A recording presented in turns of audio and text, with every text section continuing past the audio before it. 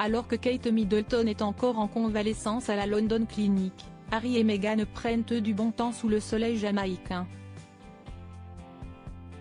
L'enfant terrible de la monarchie britannique et son épouse sont-ils victimes d'un mauvais timing ou jouent-ils une fois de plus la provoque? Le 17 janvier dernier, les Britanniques ont reçu le ciel sur la tête.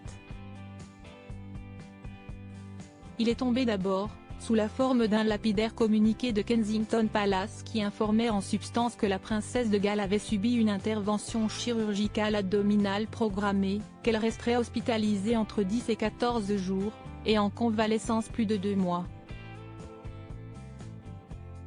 De quoi inquiéter, la princesse âgée de 42 ans a toujours affiché une forme olympique, elle est extrêmement sportive, quelle pathologie pourrait nécessiter de prendre autant de temps? L'inquiétude a bondi encore d'un cran lorsqu'il a également été révélé que le prince William resterait auprès de ses enfants et de son épouse pendant sa convalescence. Le palais royal n'a guère laissé de temps aux Britanniques de se remettre du choc. Déjà un autre communiqué annonçait cette fois l'hospitalisation du roi Charles III. Comme des milliers d'hommes chaque année, le roi a consulté pour une hypertrophie de la prostate.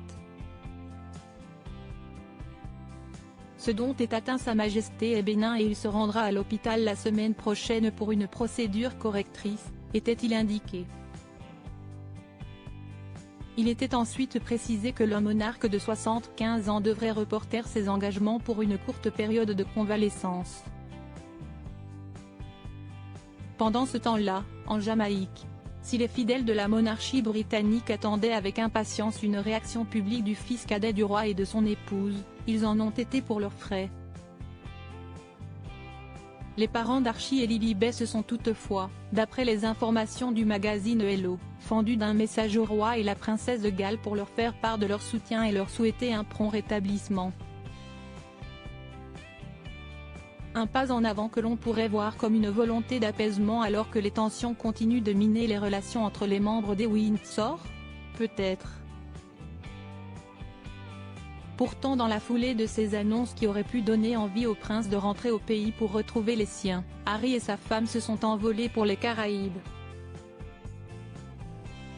Harry et Meghan se sont en effet rendus mardi à la première du film Bob Marley, One Love à Kingston, la capitale de la Jamaïque. Une apparition surprise et tout sourire au milieu des flashs des photographes sur le tapis rouge du Caribe Théâtre, où les attendait notamment le Premier ministre jamaïcain, Andrew Holness, a rapporté le Daily Mail.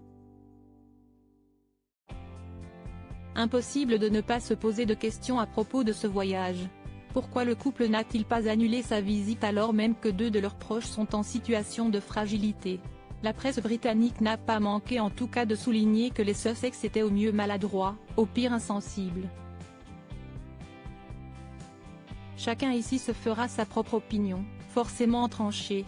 Supérieur à passionné par l'actualité des têtes couronnées? Inscrivez-vous à notre newsletter hebdo spécial royauté.